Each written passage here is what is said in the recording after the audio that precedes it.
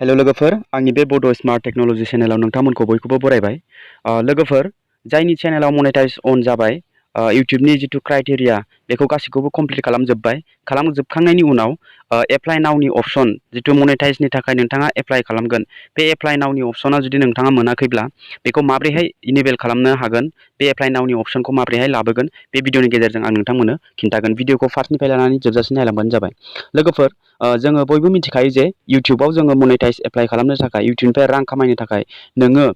नोंथांनि चेनेलाव 1000 subscriber complete खालामनांगोन बिनिफ्राय 4000 आवार्स वाच टाइम कमप्लिट खालामनांगोन बिनि उनाव जोङो मा खालामो मनेटाइजनि थाखाय एप्लाइ खालामो बाट इउट्यूबा दा गोदान मोनसे माने बिदिनो आपडेट लानानै फैबाय थायो जुदि नोंथांनाव हमनानै ला बेहाय आंनाव 1000 साबस्क्राइबार कमप्लिट जाबाय ओमफ्राय बेयाव वाच आवार टाइमाबो कमप्लिट जाबाय बिनिफ्राय आंनाव जेबो हमनानै ला नोंथांनाव जेबो कमिउनिटि गाइडलाइन्स स्ट्राइक गैया एबा कपिराइट स्ट्राइक गैया कपिराइट क्लेम गैया जुदि अल अके गोजा नोंथांनि चेनेलाव नोंथांनि भिडिअसफोराव जेबो प्रब्लेम गैया अब्ला नोंथाङा एप्लाइ नाउनि अपशनखौ नोंथाङा मोनगोन आरो जुदि नोंथाङा 2 स्टेप भेरिफिकेशनबो कमप्लिट जाबाय जुदि 2 स्टेप भेरिफिकेशन कमप्लिट जायाखैब्ला बेयाव notify me when I am eligible बेयाव टिक मार्क होनाय लोगो लोगो बिनि 24 आवार्सनि गेजेराव नोंथाङा एप्लाइ नाउनि अपशनखौ मोननो हायो बाट दा 2 स्टेप भेरिफिकेशनबो नोंथाङा जुदि 2 स्टेप भेरिफिकेशन खालामनानै लायाखै नोंथांनि चेनेलाव अब्ला मानो होनबा इउट्यूबा सिकिउर दोननो थाखाय नोंथांखौ खावलायदों 2 स्टेप भेरिफिकेशनखौ जोङो बयबो खालामनानै लानांगौ आरो 2 स्टेप भेरिफिकेशनखौ खालामना लायनि थाखाय बेहाय एप्लाइ नाउनि अपशनाबो फैनाय जायाखै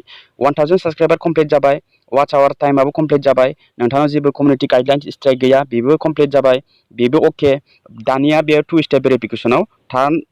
अन नाउ होननानै देखायदों बिनि थाखाय बेयाव एप्लाइ नाउनि अपशना फैनाय जायाखै आरो आं बेखौबो खिन्थागोन जुदि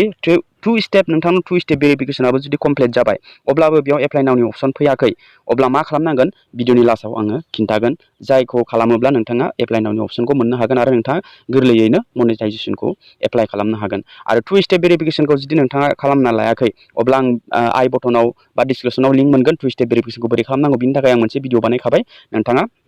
बेबायदिनो 2 स्टेप भेरिफिकेशनखौ कमप्लिट खालाम नोंथाङा चेनेलाव फैनानैबो खालामलायनाङा नोंथाङा जास्ट नोंथाङा थांनानै नोंथांनि माबाखौ चेनेलजों क्रोम ब्राउजाराव थांनानै सेटिंआव थांनानै सिकिउरिटि सेक्सनाव थांनानै नोंथाङा 2 स्टेप भेरिफिकेशनखौबो खालामनानै लानो हायो आरो जुदि नोंथाङा जुदि इउट्यूबनिफ्रायबो बेयाव डाइरेक्ट टु टार्न अन नाउआव बेयाव क्लिक खालामनानैबो नोंथाङा खालामनानै लानो हायो गोरलैयैनो बोरै खालामनांगौ नोंथाङा एसेबाबो मिथिखायो जानांगौ 2 स्टेप भेरिफिकेशन खालामनानै ला मानो होनब्ला इउट्यूबा नैबेयाव रोखा बुंदों गोजौआव इउर एकाउन्ट इज एट ग्रेटार रिस्क होननानै बुंदों बे गोजौआवनो बुंखादों 2 स्टेप भेरिफिकेशन खालामनानै लानो थिननाय बेनिखायनो जोङो 2 स्टेप भेरिफिकेशनखौ खालामनानै लानाया जोबोद गोनांथि दानिया नोंथाङा 2 स्टेप भेरिफिकेशनबो खालामनानै लाबाय ओमफ्राय एप्लाइ नाउनि अपशन फैयाखै अब्ला नोंथाङा मा खालामनांगोन नैबेहाय थांनानै हमनानै ला नैबे फिडबेकनि अपशन दं नैबे गाहायाव बे फिडबेकनि अपशनाव नोंथाङा खनसे क्लिक खालामनांगोन अके बेयाव क्लिक खालामनानै नोंथाङा इउट्यूब टिमनो मोनसे फिडबेक हरनांगोन नैबेफोरबायदि नोंथाङा बे फिडबेकआव क्लिक खालामनानै नैबे गाहायाव दङ आं जुम खालामना खिन्थानि नैबे गाहायाव नोंथाङा नैबेयाव टिक मार्क होनांगोन बेयाव क्लिक खालामनांगोन खनसे बेयाव क्लिक खालामबाथाय बियो स्क्रिनशट जानानै थागोन स्क्रिनशट जानायनि उनाव नोंथाङा टाइप माबाखौ लिरनांगोन आरो नोंथाङा डिसक्राइब खालामनांगोन लिरनांगोन जे बोरै लिरनांगोन बेखौ नायना ला नोंथाङा अके दानिया बेयाव नोंथाङा बेफोरबायदि लिरनो हागोन dear YouTube team I have completed 1000 subscriber and 4000 hours watch time in my YouTube channel but there is no apply now option so please enable apply now option as soon as possible thank you my channel name नोंथाङा नोंथांनि channel नेमखौ होनानै नैबे गोजौआव send खालामनानै हरनांगोन बिनि उनाव नोंथाङा 12 बा 24 आवार्सनि गेजेराव नोंथाङा एप्लाइ नाउनि अपशनखौ मोननो हागोन आरो एप्लाइ नाउनि अपशन मोननो थाखाय नांगोन नैबेहाय बेफोरबायदि लिरखांनायनि उनाव बेयाव फैफिननानै नोंथाङा नैबे notify me when I am eligible बेयाव खनसे टिक मार्क खालामनानै होनांगोन बेयाव खनसे क्लिक खालामना होनांगोन बिनिफ्राय बेयो अट'मेटिकलि भिडिअफोरखौ रिभिउ खालामगोन रिभिउ खालामनायनि उनाव नोंथांनि चेनेलाव गासिबो अके गोजा आन्डार रिभिउ थांगोन आन्डार रिभिउ थांनानै गासिबो अके गोजा अके जानायनि उनाव एप्लाइ नाउनि अपशनखौ नोंथाङा मोननो हागोन आरोखि बेयाव टिक होनांगोन नांगौ नोंथांनि चेनेलाव मनेटाइज एप्लाइ खालामनो थाखाय चेनेलाव जेबो कपिराइट स्ट्राइक थानो मोननाय नङा कपिराइट क्लेम थानो मोननाय नङा आरो जुदि दङ अब्ला नोंथाङा मास मोनथामनि उनावसो बेखौ रिमुभ जाखांनायनि उनावसो नोंथाङा एप्लाइ खालामजागोन आरो community guidelines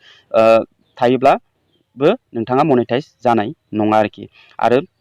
two step verification बेखौ नोंथाङा होथारनांगोन अके अब्ला भिडिअखौ नोंथाङा एसेबाबो बुजिबाय जानांगौ आङो टु स्टेप भेरिफिकेसनखौ बोरै एप्लाइ खालामो बेनि सोमोन्दैबो आं भिडिअ बानायखादों आरो मनेटाइजखौ बोरै इनेबल नावनि अपसन मोननायनि उनाव मनेटाइज बोरै खालामनांगौ बिनिबो आं भिडिअ बानायदों आं डिसक्रिपसनाव लिंक होगोन आरो आइ बटनावबो नोंथाङा मोननो हागोन नोंथाङा बिनिफ्राय सोलोंना लानो हागोन आरो जुदि नोंथांनि चेनेला दाबो मनेटाइज जायाखै अब्लाबो बे भिडिअखौ नायनानै सोलोंनानै लानानै दोनखानो हागोन जाहाथे उनाव जेबो प्रब्लेम जाया आरो भिडिअखौ बार नागिरनानै नायनो गोनांथि गैया अके लोगोफोर आरो आङो बावैनो आङो नोंथांमोननि सोंनायनि फिननाय एन्सार कुइसन आं भिडिअ लाबोगासिनो स' नोंथांनि एन्सार कुइसननि भिडिअखौ आङो थाबैनो लाबोगोन होननानै आङो नाजागोन बिनि थाखाय नोंथांमोना बे चेनेलखौ साबस्क्राइब खालामनानै दोन आरो नोंथाङा अलरेडि साबस्क्राइब खालामखानानै दोनखादोंबा थेंक इउ स' माच आरो बे भिडिअखौ आं बेखिनियावनो दोनथ'नाय जाबाय नोंथाङा एसेबाबो बुजिनो हाबाय जे मनेटाइज एप्लाइ खालामनो थाखाय जोङो इनेबेलनि अपसन मोनाब्ला मा खालामनांगौ अके आरो बोरै मोनगोन अके थ' भिडिअआ बेखिनियावनो लोगोफोर माबाफोर थालांदोंब्ला कमेन्ट खालामनानै खिन्थाहर आं बे कमेन्टनि रिप्लाइखौ नोंथांनो पिक खालामनानै नोंथांनि नेक्स्ट भिडिअआव आङो लाबोगोन अके लोगोफोर अब्ला भिडिअआ बेखिनियावनो लोगो मोनगोन next video tata bye bye and take care